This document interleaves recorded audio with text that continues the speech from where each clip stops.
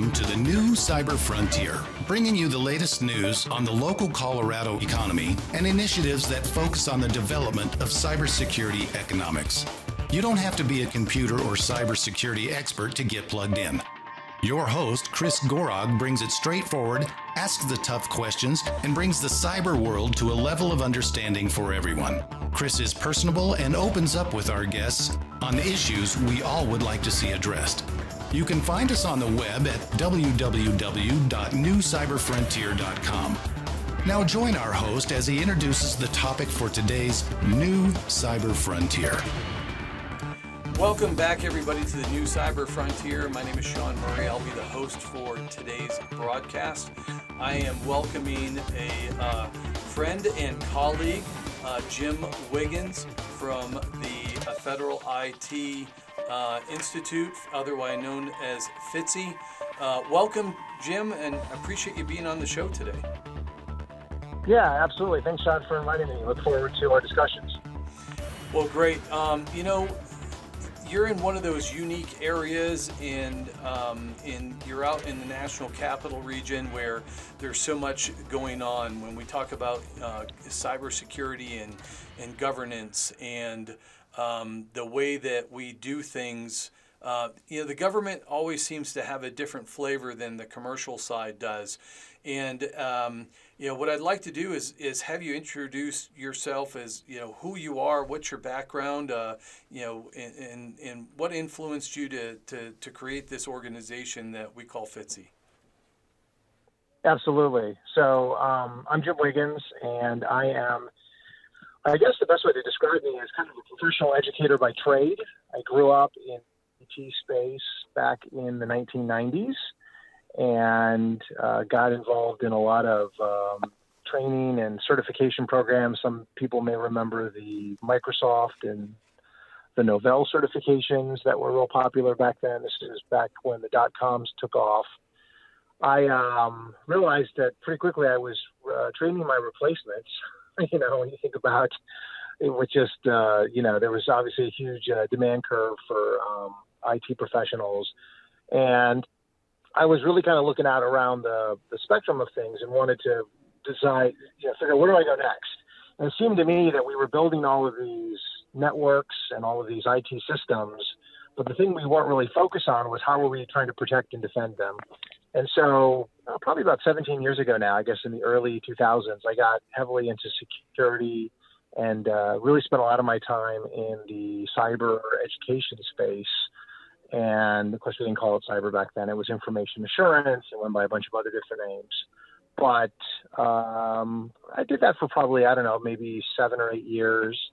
And then about 10 years ago, just the constant ebb and flow of training all of these federal staff in all of these different certification programs out there, I just always felt there was this need for a role-based cybersecurity certification program focused at the federal workforce. And that really was the impetus for starting FITSI. So that's how, in a nutshell, how FITSI came to be. And from that, we spawned a bunch of different initiatives, and maybe we can get into some of those as well. But that's, in a nutshell, that's my background. And so I've just been heavily into the IT/cyber certification space for the last, 22 years now. Yeah, that's it's a great segue from being in the technology space. At some point along your career, as I did, you realize that you have a passion for education. And when we talk about cyber and the different disciplines, there's so many different disciplines. We talk about, I make the analogy, it's kind of like being a physician. You go to med school for 8 years, and when you graduate, what do you want to be now? Do you want to be an oncologist, OBGYN? There's just so many different disciplines. So when you take a look at the academic side of cybersecurity and the training and the education aspect and the cyber awareness, it gets pretty complex. And so the unique niche that you have and that you bring to the ecosystem is, at some point we realized that there's so many of us that are working in the military side and the government side, the federal government side, and they've got their own standards. And you go back to the old information assurance days, the old Rain Book series to, now we're heavily involved in NIST. There's that piece, that niche that you found that provides a lot of capabilities for those of us who do a lot of work with the government. And your certification track and your education track aligns significantly to those of us that are dealing with those regulatory requirements, specifically focusing around NIST and some of the other standards. We're going to get into that when we come back. Right now we're going to break for our sponsor. Cyber Resilience Institute helps build strong cyber communities designed to prevent members from attack. Like building a neighborhood watch, it takes coordination and a sharing community to protect our identities and valuables in the virtual world. Typically, we hear that organizations know they need to do something to protect their cyber assets, but don't know where to begin. Let Cyber Resilience Institute help your community create an action plan. Cyber Resilience Institute will build your community or business marketplace so that it is designed to support a collective cyber defense. Contact them for more information at cyberresilienceinstitute.org. Welcome back to the New Cyber Frontier. I'm Shawn Murray. Our special guest today is Jim Wiggins from FITSI, the Federal IT Security Institute. Welcome back, Jim. We were talking about a unique niche. We're both academics, and we both see the requirement for cybersecurity, information security training, certification, trying to keep up with all the changes that are ongoing. And your organization is heavily involved with NIST. Some of the leadership within NIST. A lot of your curriculum is based on federal governance IT requirements, and you're constantly having to make those adjustments. How does your program differ from, say, other certification accreditation programs or commercial certification programs? So the way I like to describe it is that the other certifications that are on the market provide a really great foundation for our particular workforce, for our particular constituency. And we find that our certification, which is the FITSP, or the Federal IT Security Professional, really dovetails nicely with a lot of the other certs that are in the market today. The unique aspect of ours is that it really takes what I'll call that foundational knowledge within cybersecurity that you have, with all those other organizations, and it really extends it into that kind of unique domain that you made reference to earlier, which was the requirements that are imposed on the federal government. So, when going back to what we were talking about earlier, when we started FITSI, there was a recognition that, there's all these really great certifications on the market today, but a lot of them don't tailor themselves specifically to the needs of the federal workforce. And so when we set up the organization, when we set up FITSI, we set up as a nonprofit, and we made the decision that we were going to do a role-based certification program. So rather than be, a one-size-fits-all, we would actually have 4 distinct roles. We would have a role for managers, people that govern.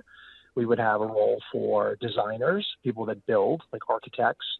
We would have a role for people that operate, specifically like, your system administrators and system owners and things like that. And then lastly, we would have a role for those that conduct validations, reviews, what we call auditors.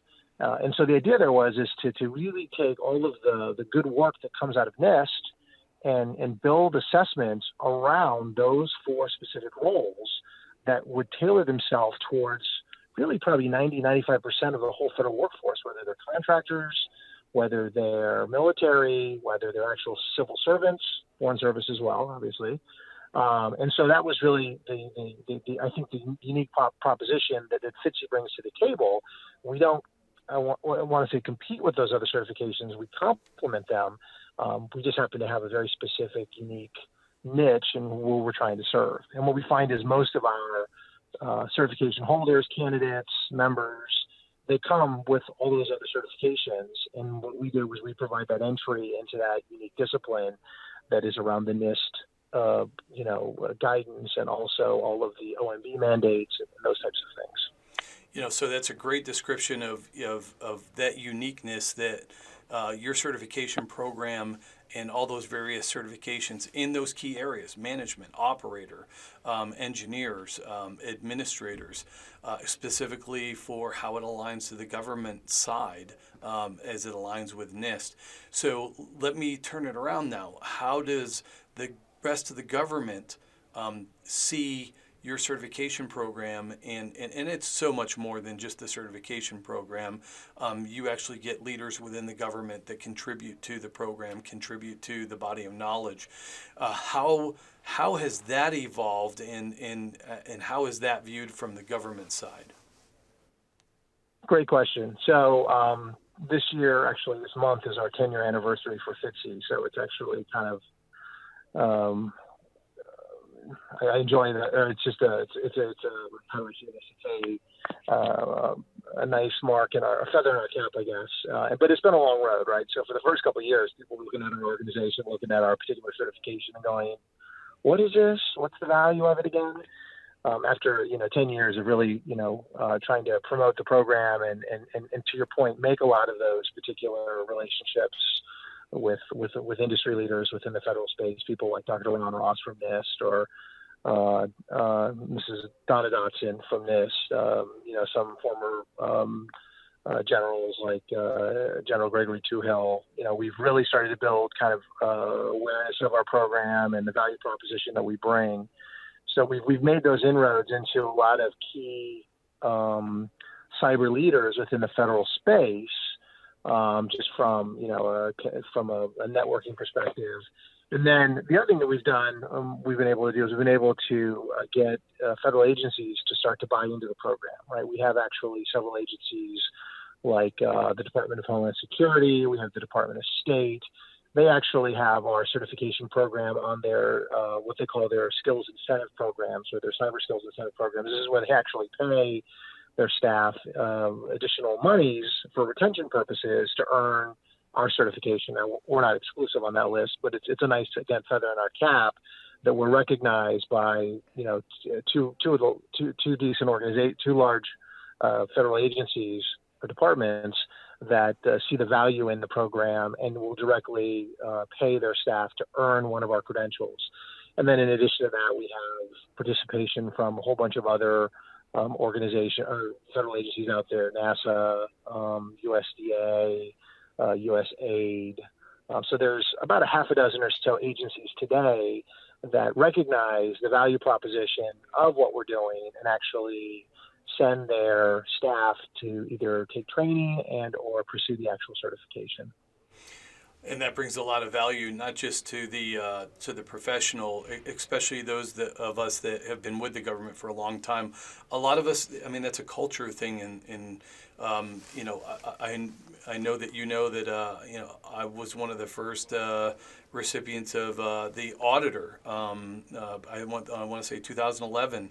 I've been certified for 8 of those last 10 years, and I appreciate the value, and I saw the value of what that certification brought. And so, again, those of us who, longevity-wise, that has been our career cycle to be involved with the government, especially as FITSI has grown over the years. One of the things that I can tell you I appreciate is the level of effort as a nonprofit that's dedicated to maintaining currency, validity, and accreditation for this isn't just something that's willy-nilly. There's a lot of thought that goes into it. There's a lot of contributions that come in from the outside.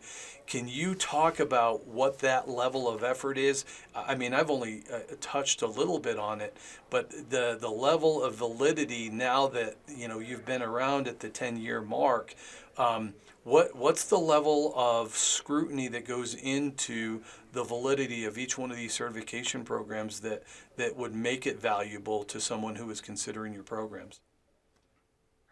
Yeah, so that's another really good question. So we actually, several years ago, began the pursuit of an ANSI accreditation. So ANSI is the American National Standards Institute, and they actually have an accreditation for personal certification programs that's based upon an ISO standard, 17024.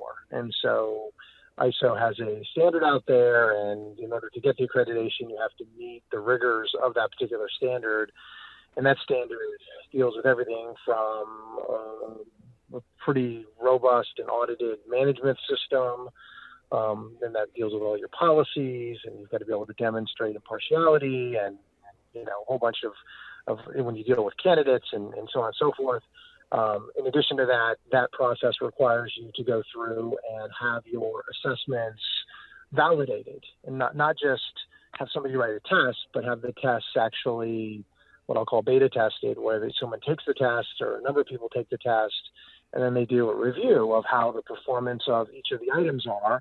And then you've got to be able to demonstrate that the exams themselves not only measure what you want them to measure, but that they actually, from a psychology perspective, are actually measuring psychometrically what the, what the population, in other words, so like if you have an item and let's say, we have 4 possible choices, and then 25% go with A, and 25% go with B, and 25% go with C, and 25% go with D. That's not a very good test item. So you have to go through this process where you actually have, the test beta cycles where you go through and collect a whole bunch of candidates, and they basically take the test, and then you have it reviewed, and then you have to go through and identify, poorly performing items from an item is nothing more than a question with its answers. But the idea there is that you have to put a lot of rigor behind it. And then in addition to that, the exams themselves have to be based upon what's called a job task analysis, where you actually have to go out and you actually have to measure which particular tasks are most important and so on and so forth. So it sounds pretty complex, but there's just a lot of rigor that goes into it. So, and to be honest, any assessment that's worth its weight, whether it's, for example, the SAT or any of these industry assessments, go through these kind of processes. And so that's what we're doing right now from a rigorous perspective to make sure that the program itself maps to international standard. And so then the outcome of that is that getting the ANSI accreditation will then give us the ability to then go to like DOD, for instance, and ask DOD to be put on their, what we used to think of as 8570, now it's the 8140 directive or framework or whatever you want to call it now, so that, we can open up that particular group of federal workers and government personnel to help them validate that they have the knowledge, skills, and abilities to be able to properly protect and defend federal, in this particular case, DOD-based information systems. That's a great description of the complexity that goes behind these programs. We're going to continue our conversation right after these words from our sponsor.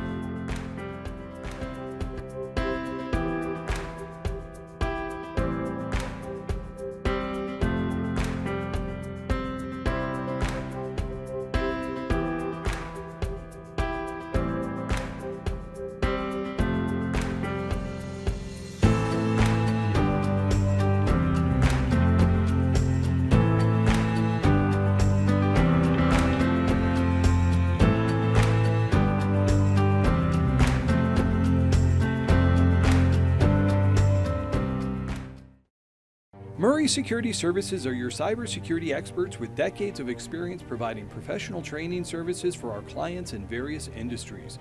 We offer professional training and certification in areas of cybersecurity, safety, health, and environmental services at our academy. Our in-person and online training provides a collaborative environment where students can interact directly with instructors through live chats or in private classrooms. Visit murraysecurityservices.com for more information.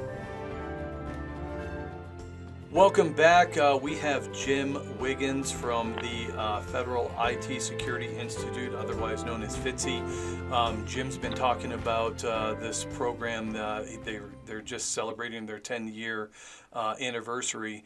To be able to survive that long and to promote the level of quality in the program, I've actually seen, and some of us have talked about it in the industry, the organization is now, doing different events. Can you talk about the conference that you've had this year? Yeah, so we run an annual conference in November, and our next one will be next November. But we've run it the last several years.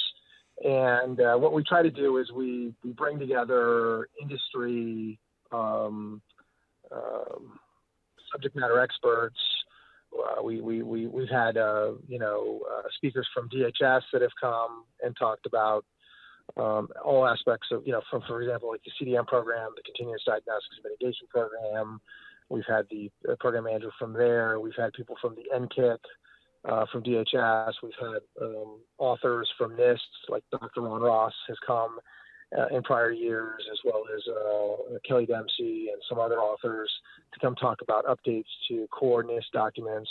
We've had generals like General Alexander, who used to run Cyber Command, come to one of our events a couple of years back and provide a keynote. So we do this annual conference, and so the next one will be next November. But basically what we do is that we try to, bring together anywhere between 15 and 20 cybersecurity leaders and break them out into a bunch of different tracks. And for those that are members of FITSI, it's a great way to, obviously network and not only meet other members and other certification holders, but also meet industry leaders in that particular space. That's awesome. It provides additional credibility, not just to the program, but to the industry overall.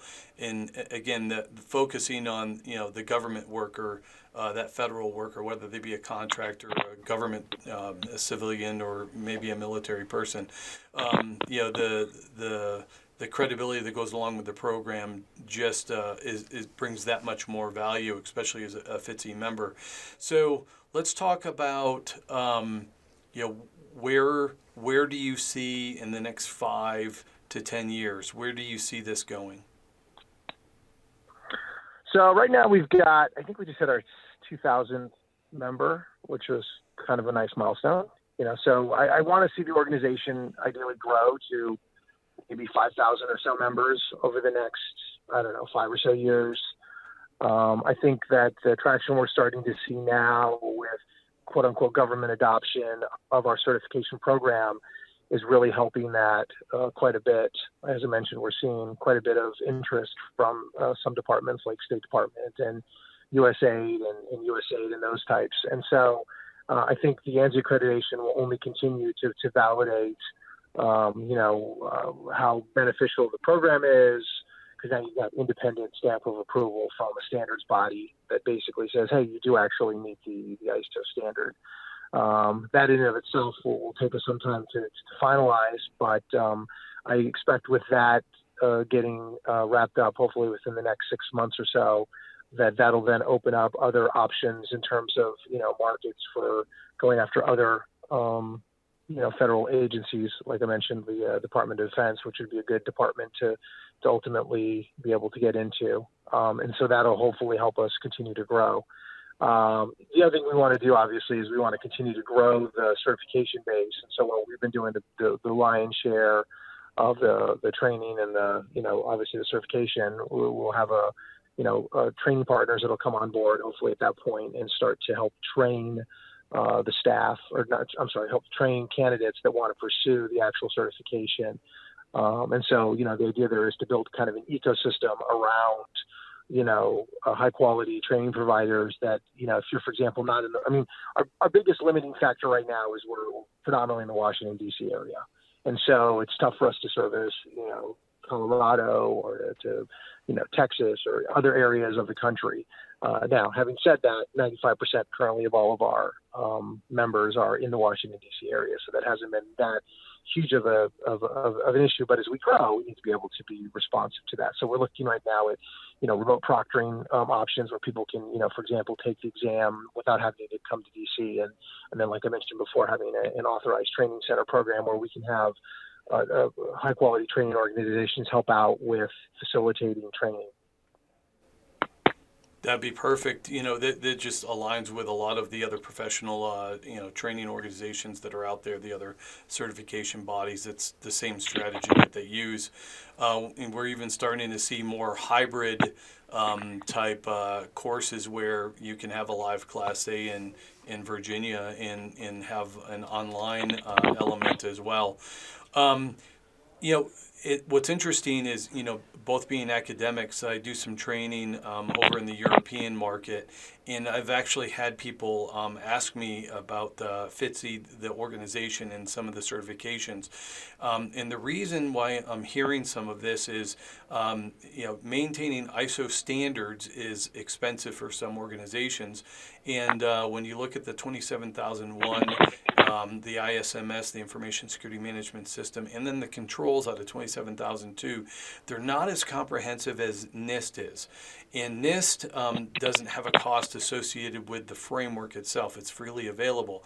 And I'm starting to see clients and customers actually migrate to NIST because the tighter controls. Do you see FITSI having an international outreach at some point?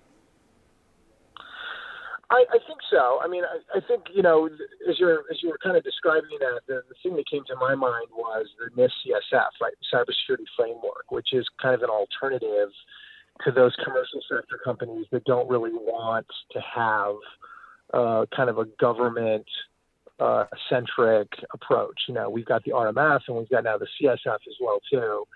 And I know that NIST is putting a lot of resources into continuing to build out the CSF. We do actually, as part of our assessment, incorporate this CSF into our body of knowledge. So to your point, when you start to encompass things like 853, which is a pretty common control catalog, and then other special pubs like 800-39, which gets into kind of the enterprise risk management discipline that NIST likes to promote, there is a definite argument to be had that FITSI can actually facilitate organizations that want to have kind of more of a NIST-based approach for their cybersecurity defenses. And so absolutely, I think, we're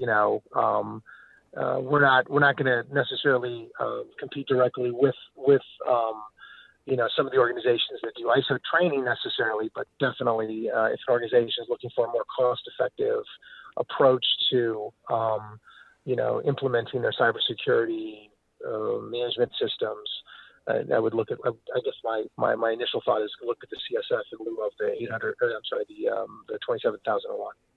Yeah, and there's a good alignment. It's one of the focus things that I think FITSI does well is, it's not just about 837, the RMF.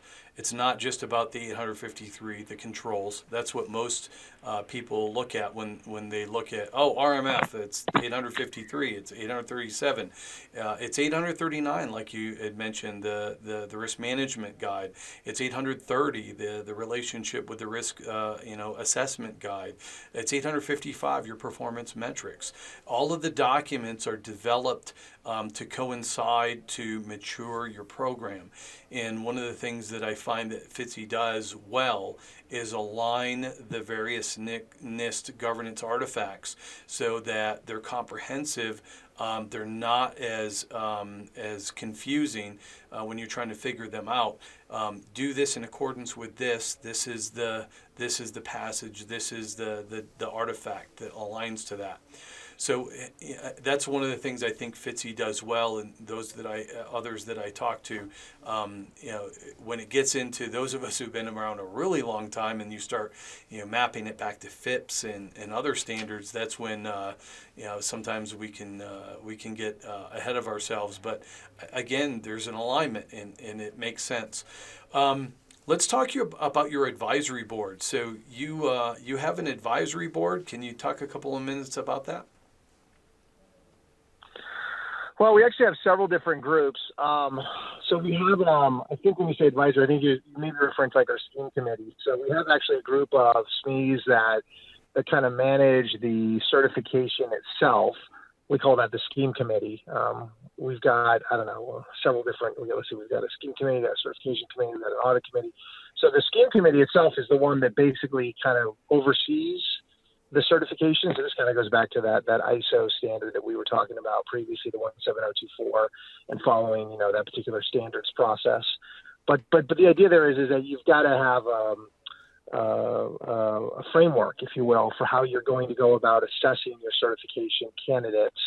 And so the scheme committee itself is made up of kind of a cross section. I guess we've got 6 or 8 members on it, and they come from different disciplines.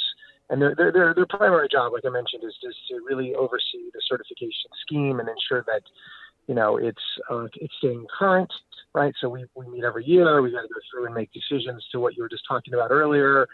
We actually formally publish our body of knowledge. It's free. It doesn't cost anything. You can download it and you can see how extensive it is. So that scheme committee is responsible for really overseeing that.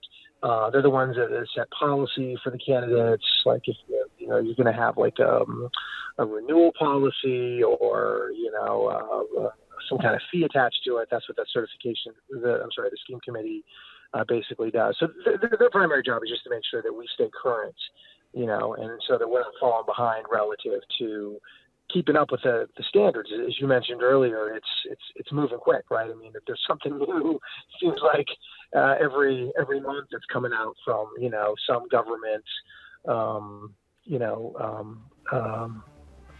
organization like OMB or NIST or DHS, and so the scheme committee just ensures that we stay current on all that stuff. Well, you've given a great overview about the FITSI organization, the contributions that you and that organization have been able to make to the industry, specifically to federal workers in this space, not just IT practitioners, but governance personnel, certification, accreditation. There's a lot of validity in this. I really appreciate your contributions to the podcast today, Jim. The new Cyber Frontier likes introducing those things and those people that are contributing to the ecosystem. You've done a great job.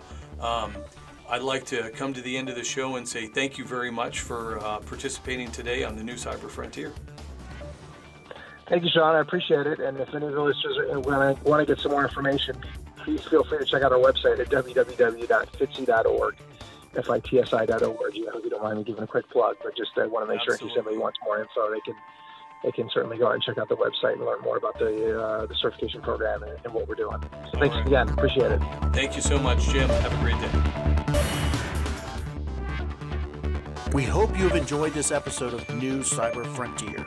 Remember, please follow and participate as New Cyber Frontier is supporting a grassroots community effort to empower the individual in the digital age. Check it out at privacyforthepeople.org. Also, make sure to join our mailing list so we can keep you informed. If you have an idea, if you have a question you would like to hear answered, or if you just want to get involved in what we're doing, reach out to us at newcyberfrontier.com. We also encourage you to visit our sponsors links because they are the ones that really make this show possible. We look forward to seeing you on the next episode of New Cyber Frontier.